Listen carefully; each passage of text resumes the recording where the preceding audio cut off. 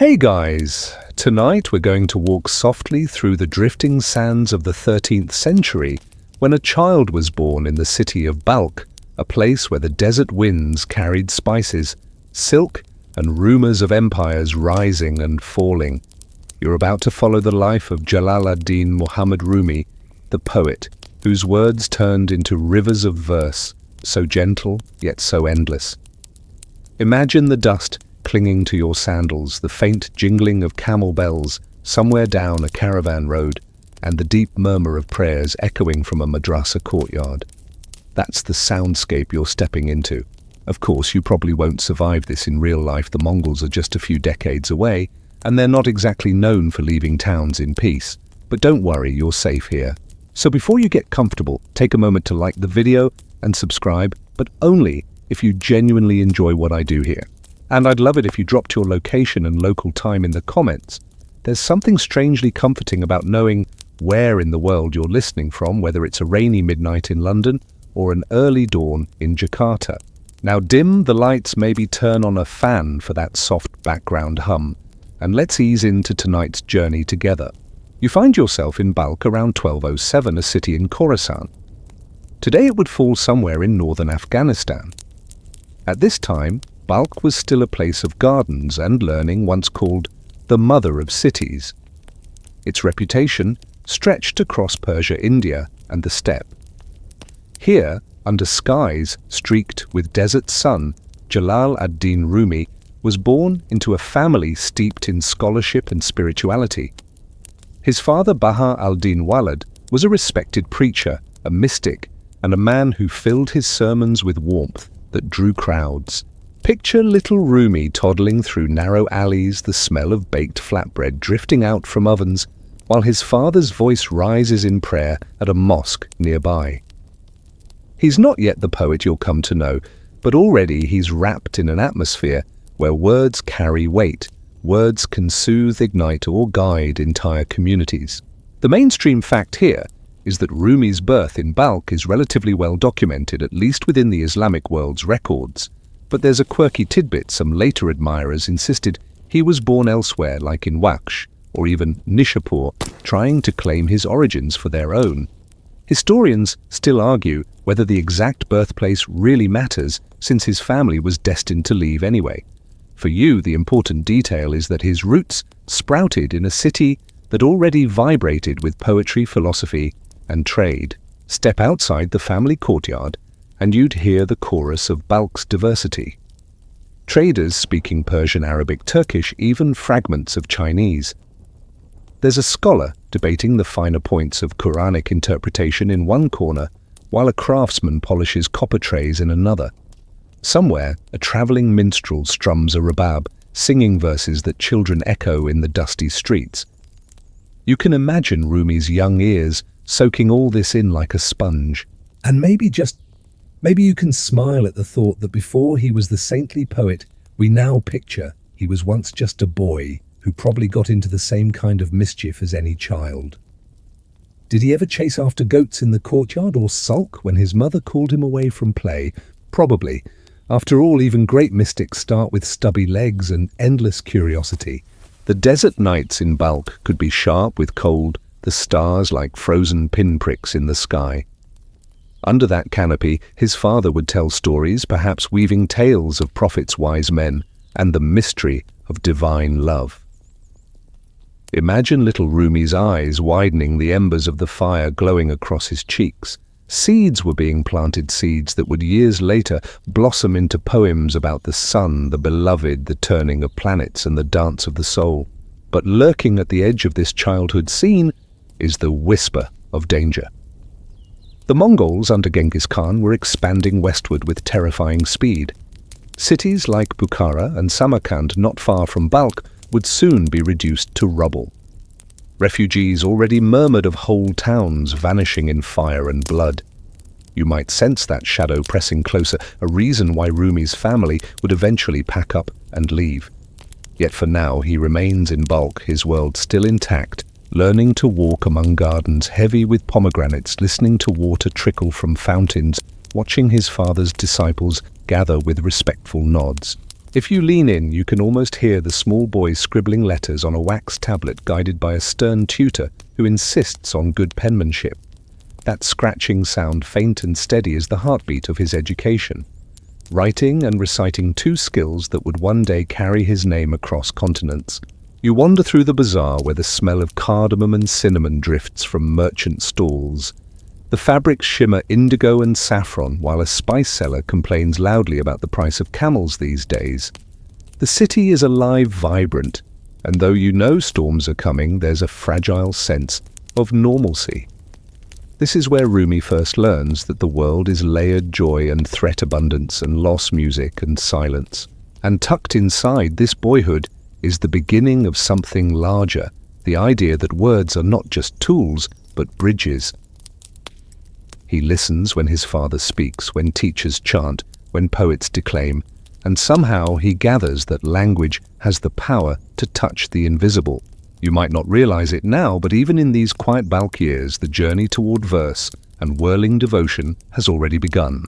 You trail after the family, now leaving the garden walls of Balkh behind and stepping into the wide open air of a restless childhood.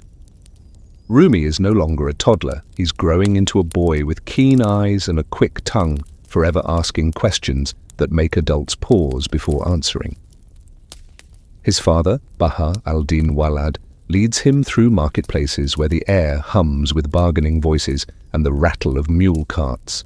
In one moment you're weaving between stalls that smell of roasted nuts and rosewater sweets, and in the next you're following them into a madrasa, where the cool shade is filled with the rhythmic murmur of students reciting lines of Arabic. Rumi learns early to split his world in two, outside the chaos of trade, gossip, and street games, inside the calm authority of scripture law and mystical parables. The mainstream fact here is that Rumi's father was a recognized preacher, respected enough that followers often called him Sultan of the Scholars. This meant young Rumi had the privilege of growing up around books, discussions, and a steady stream of visitors. But here's a quirky tidbit. Some accounts suggest that his father had clashes with other scholars, almost like an academic turf war, leading him to travel often. You could imagine little Rumi sitting on the sidelines watching adults argue over divine mysteries while he tries to sneak another sweet date from a dish. Historians still argue whether these quarrels were the true reason the family eventually fled Balkh, or whether it was purely the looming Mongol invasion. At home, Rumi's childhood had the rhythm of lessons punctuated by play. His father's disciples came and went, their sandals leaving prints in the dusty courtyard, while his mother organized meals, making sure guests were never without warm bread. You can imagine the boy slipping away from serious conversations to chase after pigeons, his laughter ringing across the tiled fountain. The nights brought a different kind of education. Under a sky powdered with stars, stories flowed like water. Rumi listened to tales of the prophet of saints who gave up everything for a single glimpse of truth, and of wandering mystics who claimed they heard the universe singing. These weren't bedtime stories in the modern sense, they were lessons wrapped in wonder, told to prepare a child for a world where faith and survival had to walk side by side. You shuffle along as the family embarks on small journeys across Khorasan. The boy's feet grow tough on rocky roads, his eyes wide at caravanserais where travelers from India, China, and Byzantium pause to trade. He soaks in the colors of silks, the unfamiliar spices that tickle his nose, the jangling accents that make him smile, even if he doesn't understand the words. Every step stretches his imagination further. Children in Balkh, like children anywhere, found ways to make fun from scraps. Imagine Rumi and his companions playing a game with carved sticks, pretending they were warriors or great poets in disguise. Somewhere, a friend shouts a rhyme, and without realizing it, the boy is drawn to the playful power of rhythm. Maybe he tries his own verses, stumbling half nonsense, but enjoying the sound of words tumbling one after another. It's easy to forget that behind the saintly glow of history, childhood was filled with simple frustrations too. Lessons felt long ink, smudged easily, and elders demanded respect at all times. You might picture Rumi slumping after a long day of memorization, whispering to himself that he would much rather chase fireflies in the dark than recite another passage of law. But discipline was stitched into his upbringing. Those early struggles became the groundwork for the vast river of poetry he would one day unleash. As you drift through these scenes, you can almost sense how a child builds layers of identity. Faith at the center, family as the foundation, and curiosity tugging at the edges. His world is already shifting. Rumors of Mongols draw closer. Caravans bring strange news, and sometimes his father lowers his voice, looking off toward the horizon with unease.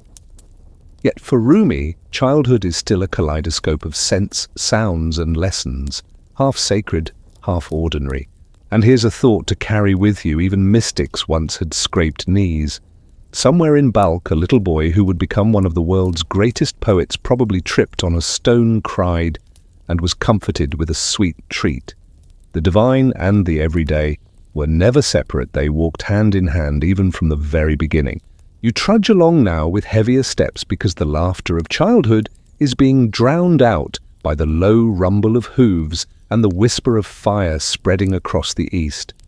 By the time Rumi is around 5 years old, stories of the Mongol armies under Genghis Khan are no longer just rumors. They are the nightmare drifting steadily closer. Entire cities vanish overnight, their libraries turn to ash, their scholars silenced forever. For a boy whose life is wrapped around books, teachers, and words, this looming shadow feels like a monster crouched just beyond the hills. The mainstream fact is simple. The Mongol invasions were among the most destructive military campaigns in human history, swallowing Central Asia with brutal speed. Towns like Bukhara and Samarkand, not far from Balkh, were struck down with such ferocity that survivors spoke of rivers running red. The quirky tidbit, though, is that Mongol scouts were said to use pigeons to carry messages between their fast-moving forces, like an early, terrifying form of text messaging. Historians still argue whether it was this advancing storm or personal rivalries with other scholars that finally convinced Rumi's father to pack up his family and leave Balkh for good. You join them on the road west, the city of Balkh shrinking behind you. The caravan creaks forward, camels swaying, donkeys braying, and children dragging their feet in the dust. Rumi clutches a small bundle, maybe a book, maybe just a piece of cloth, with familiar smells from home. Imagine the sadness in his young chest gardens, left behind friends, waving in the distance, the certainty that he may never see this place again. The journey isn't smooth. Roads are clogged with other families, fleeing in the same direction, everyone muttering prayers under their breath. Sometimes at night, you all hear faint thunder in the east that isn't thunder at all. It's the tremor of armies moving. Rumi's father leads evening prayers, his voice calm, even as the disciples' eyes dart toward the horizon. For the boy, these nights etch into memory the fragile line between fear and faith. On the way, the family makes stops in several towns. In Nishapur, legend says young Rumi met the great poet Attar, who handed him a book called Asrar Nama, the Book of Secrets. Whether this meeting actually happened, or is a tale polished by later admirers, you can see the dramatic appeal. One great poet near the end of his life passing a torch of words to a child who would one day outshine him. Historians still argue whether Attar truly met Rumi face to face, or whether the story was invented to draw a golden line through Persian poetry's greatest names. Either way, imagine little Rumi clutching a slim volume, its pages full of mysteries, while dust still clings to his sandals from days of walking. As the months roll into years, the caravan moves through Baghdad, then toward Mecca for pilgrimage, and finally into Anatolia. Along the way, you notice the boy absorbing not just lessons from his father, but fragments of every culture he brushes against. In Iraq, he hears scholars debating philosophy with a sharpness that makes even adults sweat. In Arabia, he sees pilgrims circling the Kaaba, chanting in dozens of tongues. Every stop is a classroom, every stranger a teacher, every prayer an anchor in uncertain times. The road west is long, and sometimes you catch Rumi staring at the stars, his small fingers tracing patterns in the air. Children in exile learn to grow up quickly, but they also learn to dream in ways rooted people do not. He begins to understand that home might not be one city or one house, but something he carries inside, something that will later spill into lines of verse about love, longing, and the endless search for belonging. And of course, there are the little details of travel that stick. You hear the squeak of wagon wheels that never seems to stop. You share bread that's too dry, dipped into soups that taste faintly of onions and dust.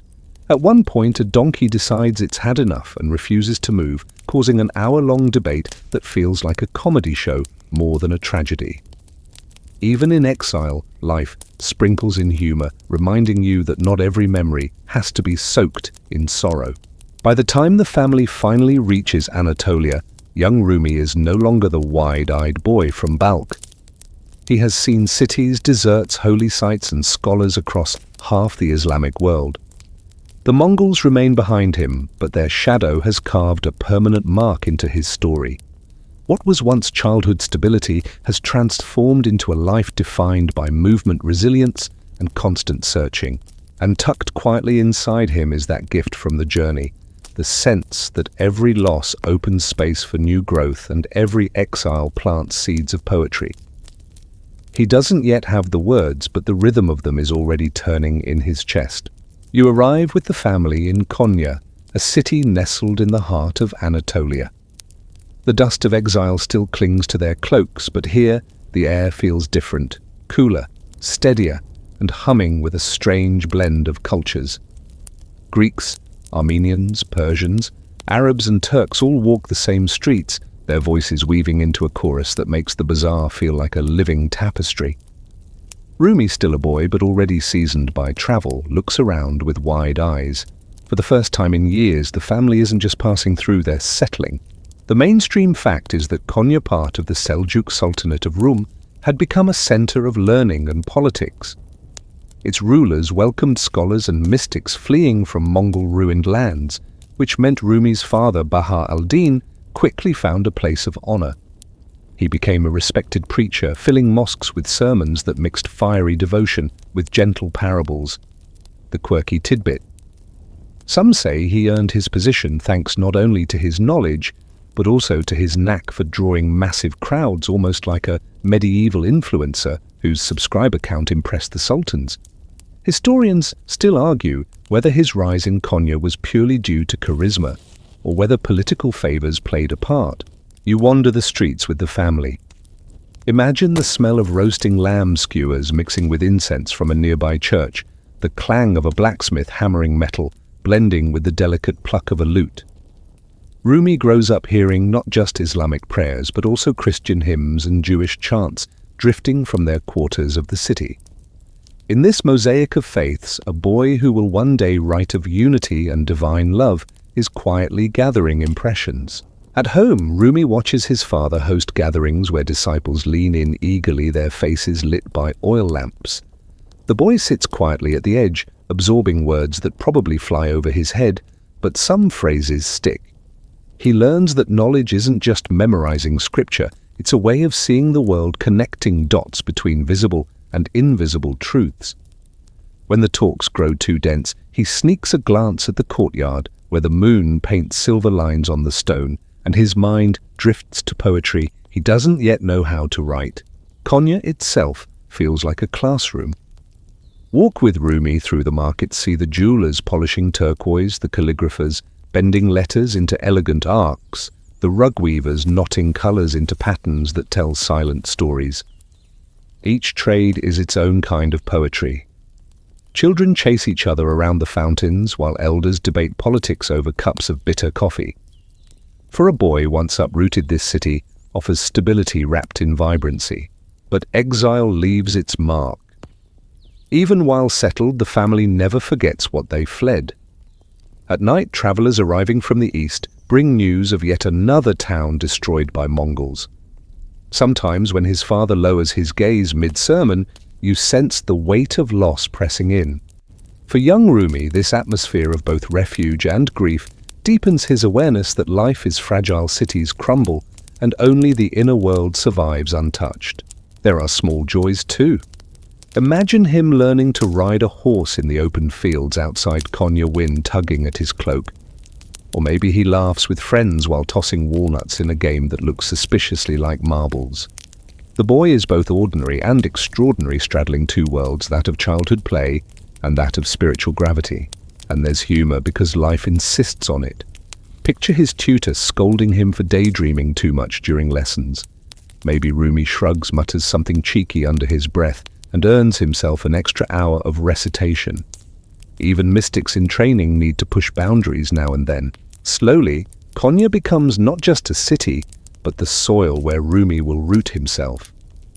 His father's sermons echo through mosques, his family's reputation grows, and the boy himself begins to see a future, though he can't yet imagine how far his words will someday travel. For now all he knows is that Konya has given him a home. A place where gardens bloom, scholars gather, and the night sky seems wide enough to hold both sorrow and hope. You settle more firmly into Konya now, where the streets no longer feel like a passing stop on a long road, but the backdrop to a young man's education. Rumi is no longer the child clutching his father's robe. He's grown into a tall, thoughtful scholar, moving with a quiet dignity that makes townspeople nod as he passes. You sit beside him as he unrolls parchment, dips his pen, and bends over lessons that stretch late into the night. The mainstream fact is that Rumi, under his father's guidance and then his father's disciples, trained deeply in theology, law, and the Quran. By his 20s, he was already recognized as a learned jurist and preacher. The quirky tidbit, his handwriting preserved in some early manuscripts, was said to be a bit messy proof that even a future master of language wasn't immune to sloppy penmanship. Historians still argue whether his reputation at this stage rested on his own brilliance or the glow of his father's name. Step into the madrasa with him. The walls echo with the steady drone of students reciting verses, their voices rising like waves, breaking and retreating in unison. Rumi stands at the pulpit, now no longer the boy hiding in the corner. His words are sharp, precise, and rooted in law. He is serious, even stern, far from the ecstatic poet he will one day become. You can almost hear the shift in his tone, a young man eager to honor his father's legacy, to prove himself worthy of respect in a world where scholarship is the highest form of power. At home, life feels more balanced. He has a family of his own, now a wife, children, students, who look to him for guidance. The household hums with daily rhythms, bread baking, the splash of water in the courtyard fountain, the rustle of pages turned under lamplight. Picture him gently correcting a student's recitation one moment, then stooping to soothe a crying child the next. His life is filled with the steady duties of both teacher and father. Konya itself reflects his dual role. On one street, he is greeted as a respected jurist asked to weigh in on matters of law or community disputes. On another, children tug at his cloak, laughing, treating him as the kindly neighbor who once played walnut games just like them. The city has become a stage where he balances scholarship, family, and the expectations of a community that increasingly sees him as a leader. And yet you notice something restless under the surface. The sermons are flawless, the lessons thorough, but sometimes his eyes drift past the students toward the horizon. You sense a man who is dutiful, but not yet fully alive, a scholar wearing a mantle that fits, but perhaps a little too tightly. Still, there is beauty in this stage of his life. Imagine him walking through Konya's gardens, the fragrance of roses lifting into the evening air. He pauses, listens to the buzzing of bees, and perhaps recites a verse he once heard in Nishapur. The seeds of poetry are their small sparks waiting for a wind to ignite them. And yes, there is humor, because life never loses its comic streak. Picture him trying to deliver a serious lecture while one of his children sneaks behind him, tugging at his robe. The students stifle laughter as the young scholar attempts to maintain authority while balancing fatherhood. The moment passes, but it lingers as a reminder that no matter how weighty life feels, the universe always slips in a joke. For now, though, Rumi is firmly a scholar rooted in law, tethered to tradition. He teaches, he guides, he prays, he studies. The mystic poet is still hidden beneath the robes of the jurist. What he does not yet know, What you walking silently beside him begin to suspect is that a storm of a different kind is about to blow through his carefully ordered life. A storm not of Mongol hooves or political rivalries, but of friendship, passion, and fire. You slip into the quieter corners of Rumi's life, the spaces where the bustle of scholarship and the formality of teaching give way to the rhythms of family. The young jurist is now also a husband and father, his household carrying the warmth of daily rituals that ground him. Imagine stepping into his home, the smell of bread, baking in a clay oven, children's laughter bouncing through the courtyard, and the rustle of manuscripts stacked neatly by a desk where lessons wait for him after supper. The mainstream fact is that Rumi married twice in his lifetime.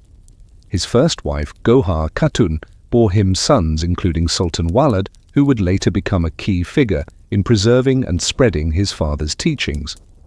After her passing, Rumi married again to a woman named Kira Khatun. These marriages were not just private joys, they anchored him in community life and offered him a stability that balanced the often weighty responsibilities of scholarship. The quirky tidbit. Some stories say he once struggled to calm a squalling baby during an important gathering, leading his students to joke that even the most learned scholar cannot reason with an infant. Historians still argue whether his family life truly shaped his poetry or whether it was his later mystical friendships that carried more influence. The domestic setting in Konya has a rhythm as steady as a drumbeat. You hear the clink of cups as tea is poured, the shuffle of sandals as students come and go, the creak of the gate as neighbors drop by with questions or small gifts. The household blends the sacred and the ordinary. One moment Rumi debates legal rulings with disciples. The next, he crouches to help a child untangle a toy from the fountain's edge. There's a gentle harmony in these years. The marketplace outside hums with traders selling wool and silk, while inside the family hums with its own music, children learning, versus the wife overseeing meals, the master of the house, carefully balancing his public and private selves. When the day is done, Rumi retreats to his study oil lamp, flickering eyes, scanning lines of Quran and commentary. Yet sometimes his gaze drifts away from the page as though searching for something more. You sense that restlessness again. For all the blessings of family life, there's a part of him that feels unfinished, like a stringed instrument waiting for the right hand to pluck its hidden melodies. He is a good father, a good husband, a respected teacher, and yet beneath it all a question. Hums, is this all there is? Outside, Konya continues to thrive. Walk with him through the bazaar on a breezy afternoon where pomegranate juice stains the hands of merchants and laughter spills from a group of children chasing a runaway goat. Life is colourful, ordinary, and sometimes absurd, like the time a donkey wandered into the madrasa courtyard, interrupting a lesson, and students whispered it was probably searching for wisdom of its own. These little slices of life remind you that even saints and poets are shaped by the everyday, by meals, chores, laughter, and small frustrations. It is in these ordinary spaces that seeds of transformation quietly grow, and soon a figure will arrive in Konya, a stranger, who will turn this stable life upside down, who will strike the match that lights the fire of Rumi's poetry. But for now, in this chapter of his life, you simply rest in the warmth of his home, listening to the hum of family, the steady scrape of pen on parchment, and the soft lullaby of a city settling into night. You walk through Konya's streets one late afternoon, the kind of day when the sky feels heavy with the promise of change, though no one knows why. Rumi is in the middle of his usual routine, teaching, preaching, balancing family duties, when a figure appears who will change everything. He is Shams of Tabriz, a wandering dervish with eyes like coals and words that cut sharper than any scholar's pen. You watch him approach robes dusty from travel, his presence radiating both danger and magnetism. The mainstream fact is clear. Shams al-Din Tabrizi, a mystic of unpredictable temperament, entered Rumi's life sometime around 1244. Their meeting is one of the most legendary encounters in Sufi history. The quirky tidbit. Some accounts say Shams once prayed so intensely that the water in the jug beside him boiled a story, almost certainly exaggerated, but one that captures the aura of raw power people felt around him. Historians still argue whether their first meeting in Konya was planned by mutual acquaintances or whether it truly was a chance encounter, as the poetic tradition insists. Imagine the moment Shams interrupts Rumi's lecture, striding into the gathering without bowing to the norms of etiquette. He challenges the young scholar with a blunt, almost rude question, something about who was greater, the Prophet Muhammad or the mystic Bistami. The room goes silent, disciples frowning scandalized at the audacity. But Rumi does not flare with anger. Instead, his eyes spark with curiosity. It is as if a hidden door in his soul has just been kicked open. From that instant, you feel the shift. Shams is unlike anyone Rumi has met. He is fiery where Rumi is calm, reckless, where Rumi is measured, demanding where Rumi is patient. Yet instead of clashing, the two are drawn together, pulled by a force beyond logic. Rumi, who had lived a life bound by law, discipline, and the expectations of community, suddenly finds himself exposed to a wild current of spiritual passion. You trail them as they leave the madrasa, walking through Konya's alleys in heated conversation. Shams speaks of love, not polite affection, but an all-consuming fire that burns away the ego and leaves only God. Rumi listens, his face lit by lamplight, every word pulling him further from the world he thought he knew. The air between them vibrates like a string pulled taut. This new friendship unsettles the town. People whisper behind their hands, why is the respected scholar spending so much time with a ragged wanderer? Students grumble that their lessons are being neglected. Even within his household, questions rise. Yet for Rumi, it is as though he has finally found the missing piece, the hand that plucks the hidden strings, releasing music he never knew was there. And yes, even in this intensity, life manages to slip in humor. Picture a neighbor muttering that Shams looked like he hadn't bathed in weeks, only for Rumi to smile and reply that sometimes wisdom smells stronger than perfume. You laugh quietly, knowing the joke probably earned him some raised eyebrows. The nights stretch long. The two sit together, candlelight flickering, voices rising and falling as they explore the mysteries of love, union, and the soul's journey toward God.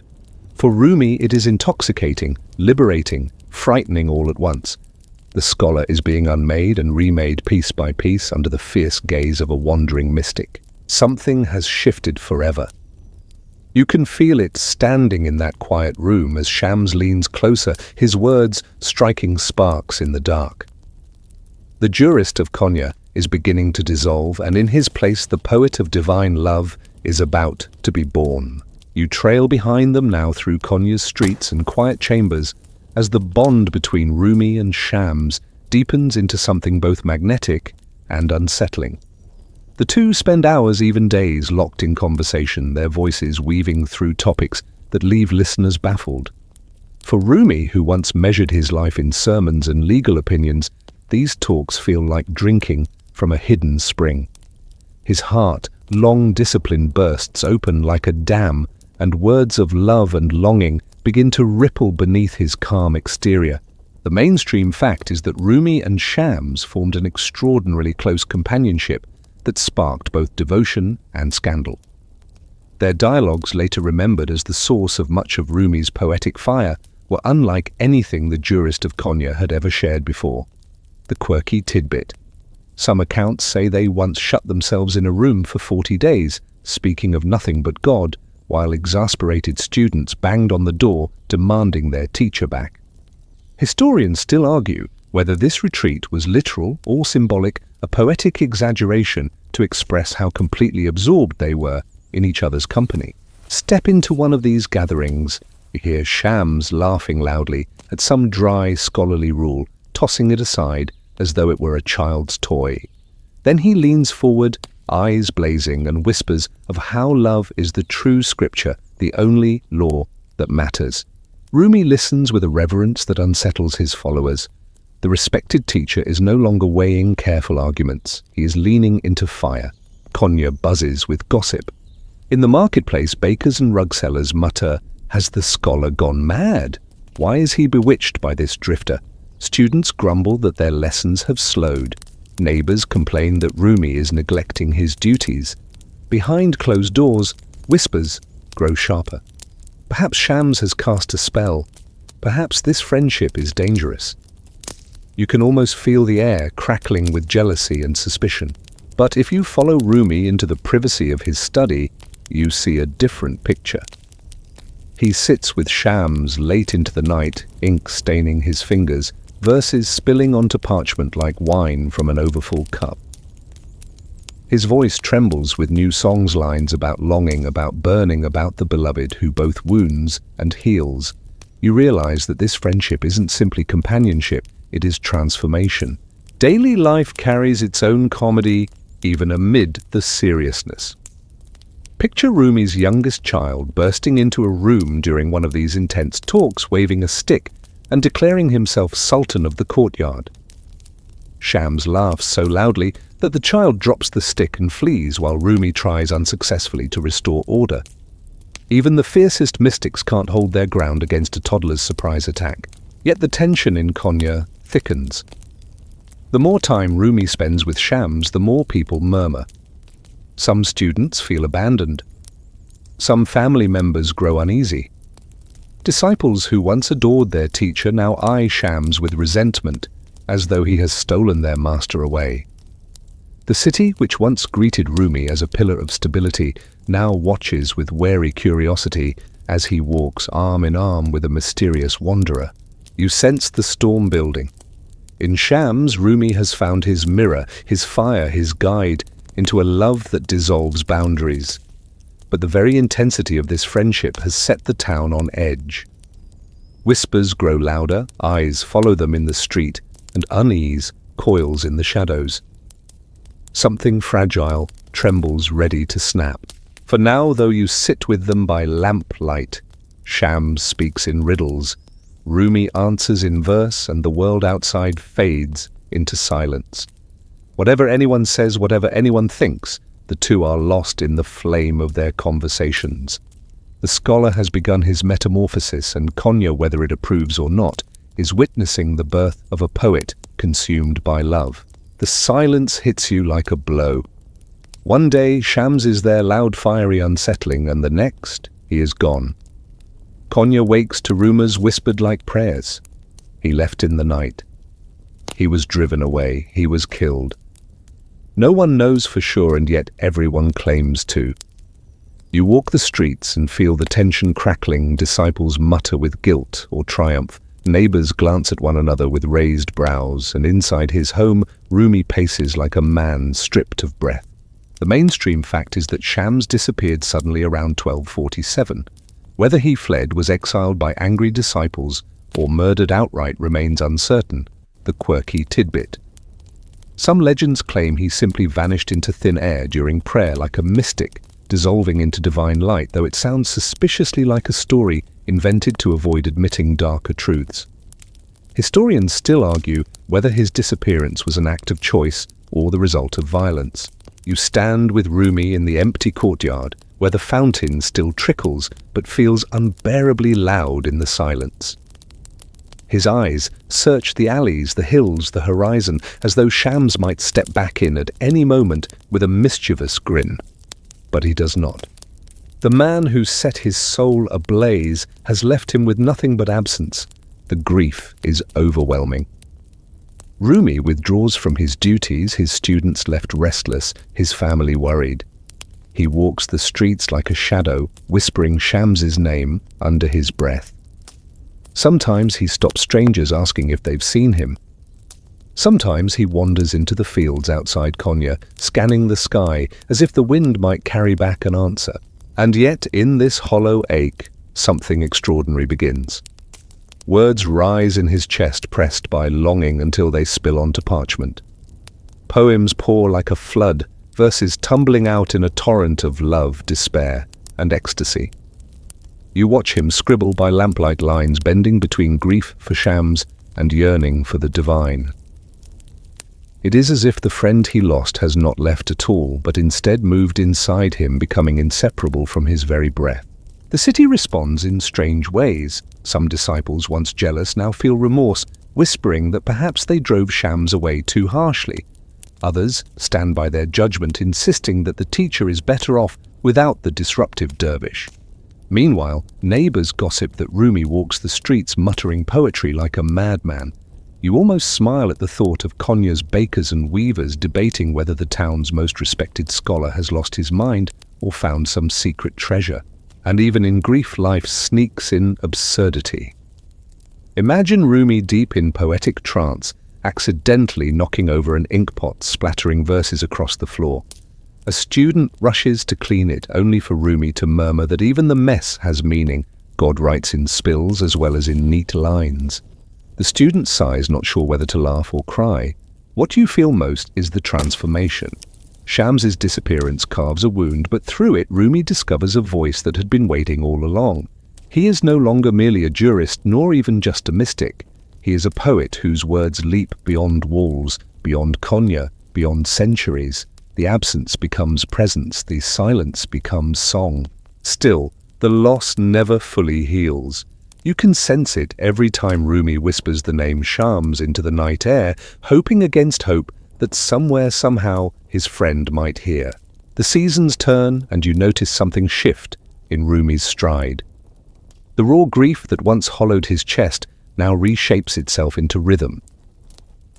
He begins to move, first slowly, almost like a man wandering without aim, then in circles, as if the world itself has become his dance floor.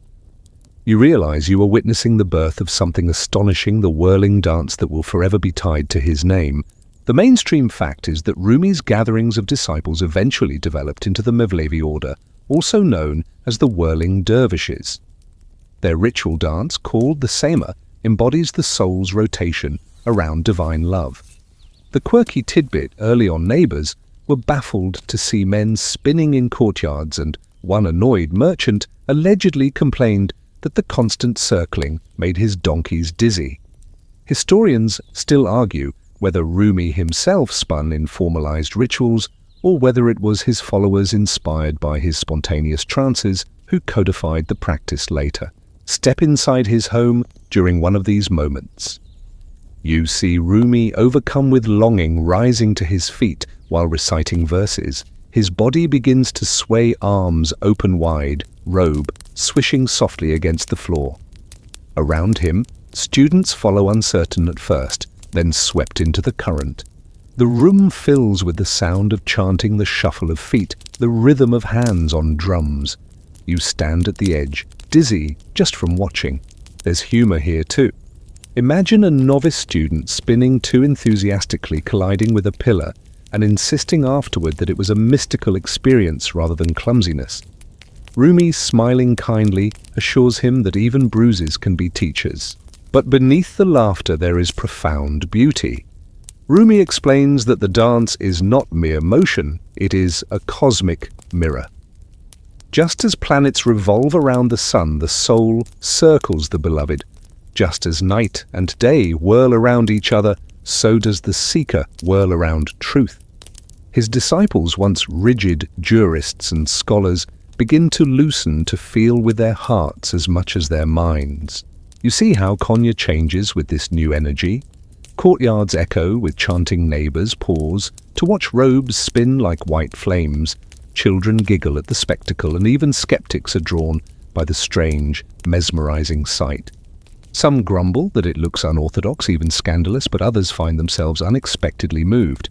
In the dust of those spinning feet, something ancient yet entirely new is taking shape. Rumi himself seems lighter now. Though Shams is gone, the absence has transmuted into movement, into rhythm, into a fire that cannot be extinguished. His poetry grows more abundant, his gatherings more vibrant, his voice more resonant.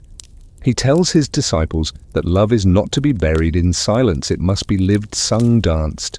And so in the heart of Konya, a quiet revolution begins. From loss emerges art. From grief, celebration. From longing, a dance that will outlast centuries. You watch him spin robes flaring like wings, eyes half-closed, lips murmuring verses that mingle with drumbeats. The jurist who once lectured in strict tones has become a poet of motion, a teacher of ecstasy, a man whose body itself is now a prayer. The circle widens. Disciples take the dance beyond Konya, carrying it into Anatolia, Persia, and eventually the world.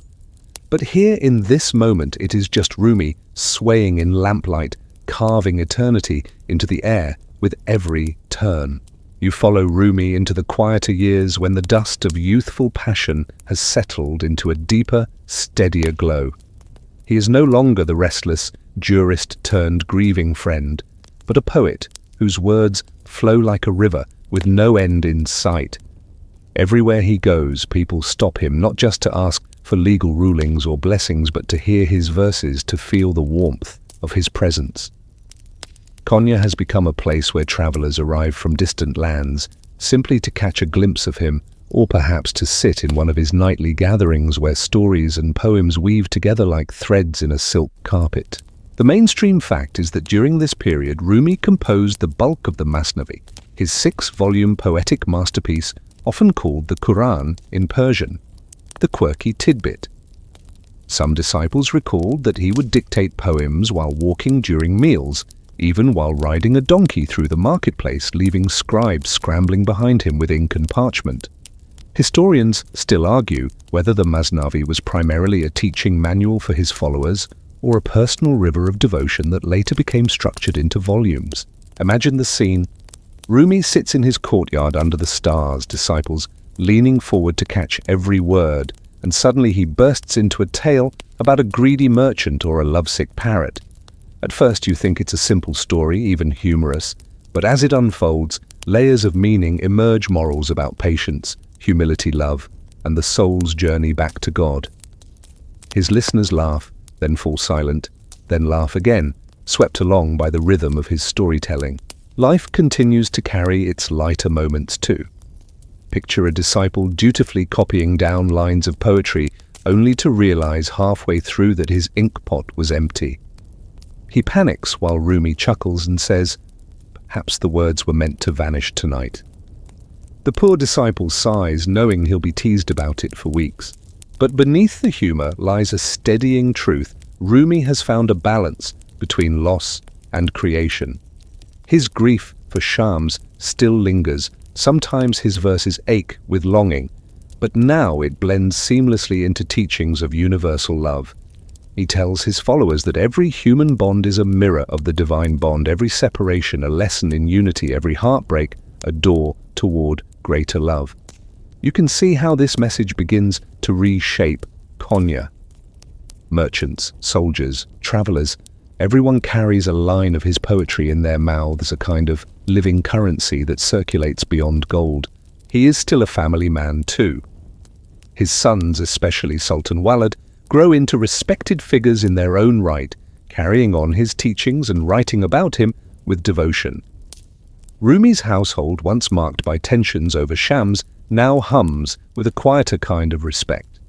His family supports his gatherings, his disciples find guidance in his words, and Konya, though not without skeptics, embraces him as a source of pride. You watch him move through the city like a gentle breeze, stopping to greet a beggar, smiling at children, chasing each other through the bazaar, pausing to listen to the strains of a lute drifting from a tavern. Everything becomes material for his poetry. Everything becomes a thread in the tapestry of love. He is not a recluse locked away in grief, but a man fully engaged with life, yet always turning it toward the divine. It is here, in these calmer years, that Rumi's voice matures into its fullest form. His poems no longer burn only with the fire of longing, but glow with the steady warmth of a hearth. He has become a poet saint, a teacher, whose every word feels both utterly human and utterly eternal. And you realize as you sit among his followers beneath the Konya night sky that the transformation is complete. The jurist has become a lover, the mourner has become a creator, and the man has become a legacy. The years roll forward, and you begin to notice how Rumi's fame ripples far beyond Konya's walls. Caravans arrive carrying scholars from Persia, merchants from Damascus, and curious wanderers from lands you barely recognize on the map. They come not only for trade or pilgrimage, but to sit in Rumi's presence, to hear his verses, to watch the strange and beautiful gatherings of his followers. Konya, once a quiet Anatolian city, now hums with the energy of a spiritual magnet. The mainstream fact is that Rumi's influence spread widely during his lifetime, with his poetry circulating across the Islamic world in both oral recitation and written manuscripts. The quirky tidbit: some accounts suggest that copyists would fight over who got to transcribe his words, first believing the ink itself carried blessings. Historians still argue whether his renown was primarily fueled by his personal charisma in Konya or by the rapid distribution of his writings through trade routes. Picture the scene. The courtyard of his home is crowded with people of every background. A farmer sits beside a nobleman, a soldier beside a scholar, each leaning forward as Rumi tells a story about a mouse tricking a cat or a thirsty traveler learning patience. The air rings with laughter one moment and the next silence so deep you could hear a candle flicker. His voice flows easily, words cascading in Persian verse, but always leading back to the same source love as the essence of life. There are lighter moments too, as always. Imagine a caravaner grumbling that he had travelled hundreds of miles for wisdom only to find himself listening to a parrot's love story. He mutters under his breath, but then the parrot begins speaking with God's voice in the poem, and suddenly the man is wiping tears from his eyes. Lesson learned: never underestimate a bird in Rumi's tales. You see how his disciples adapt. They begin to organize gatherings more formally, setting times for readings, inviting guests, and carefully preserving his words. His son, Sultan Walad, plays a crucial role, ensuring that these teachings will not scatter like sand when his father is gone. The seeds of the Mevlevi order are already sprouting, though no one yet calls it that. Even Konya's skeptics cannot deny his reach. The once jealous scholars now find themselves quoting his verses. Merchants hang lines of his poetry above their stalls, partly to attract customers, partly to invoke blessing. Children recite his metaphors in games, turning the teachings of divine love into playground chants. At the same time, Rumi's personal life carries its quiet routines. He still walks through the markets, still pauses to listen to music drifting from taverns, still chuckles when a donkey brays at the wrong moment during a gathering. He is no untouchable figure on a pedestal. He is woven into the fabric of daily life, yet with an aura that makes even ordinary gestures feel sacred. And everywhere his words multiply. Scribes scramble to keep up, disciples memorize lines in case ink fails, and travelers tuck scraps of verse into their saddlebags to carry home. You begin to realize that you are not just watching a man living his life. You are watching a voice spreading across continents, a legacy carried on parchment, in memory, in rhythm, in song. The poet of Konya has become a figure of the world, though he himself seems unconcerned with fame. He speaks of love, he listens to music, he laughs at small accidents, and he writes as though eternity is pressing through him. For those who come to Konya, the experience is unforgettable, not because of grandeur or spectacle, but because a man speaks softly of love and somehow the world bends to hear him. The years weigh gently now, and you notice how Rumi begins to slow. His hair, once dark, has silvered. His steps, once quick, now carry the measured grace of someone who has lived long enough to see both joy and sorrow ripen. And yet, if his body bends with age, his spirit only grows brighter. Konya still thrums with visitors, disciples, and seekers, but you can sense the twilight approaching, and so can he. The mainstream fact is that Rumi passed away in 1273 in Konya, an event remembered as his Sheb-i-Aruz, his wedding night, the night he was believed to reunite with the divine. The quirky tidbit: his funeral was so widely attended that Jews, Christians, Muslims, and people of other faiths all joined the procession, each insisting that his words belonged to them. Historians still argue whether this multi-faith gathering reflected genuine universal love or a more pragmatic social unity of Konya's diverse communities. But for now, you're still with him in his final days. He sits in the courtyard, wrapped in warm robes, listening to the sound of flutes and drums drifting through the cool evening air. His disciples gather around waiting for one more story, one more verse. Sometimes he gives them a parable about a candle consumed in its own flame, or a reed flute hollowed to let the wind sing. Other times he simply smiles, eyes closed, as if savoring the silence between words. Life, as always, sneaks in its humor. Imagine a student nervously reading back a poem he had written inspired by Master Rumi, only for Rumi to chuckle and say, "Very good, but the rhyme was already old when my grandfather was a boy." The room erupts in laughter, the student blushes, and the master's eyes twinkle with kindness. Even near the end he carries his warmth lightly. As word spreads that he is unwell, crowds gather outside his home. Konya's streets fill with worried neighbors, curious travelers, even skeptics who suddenly realize they cannot imagine the city without him. Inside, his family keeps vigil. His son, Sultan Walad, ensures that poems and teachings are carefully guarded, that the thread of his father's legacy will not unravel. One evening, Rumi whispers to those closest to him that death is not an ending but a reunion. He calls it his wedding night, the moment when the soul finally unites with the beloved it has longed for all its life.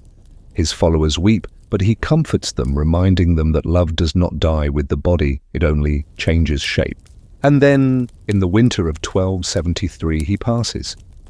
The news spreads like wildfire. Thousands flood into Konya, not only Muslims, but Christians carrying crosses, Jews carrying Torah scrolls, all insisting that his teachings belong to them as well.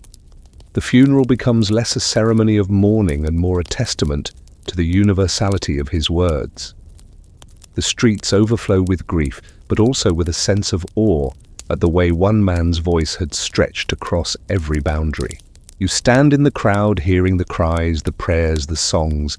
You see his coffin borne aloft covered in cloth, moving slowly through a river of people who refuse to let go.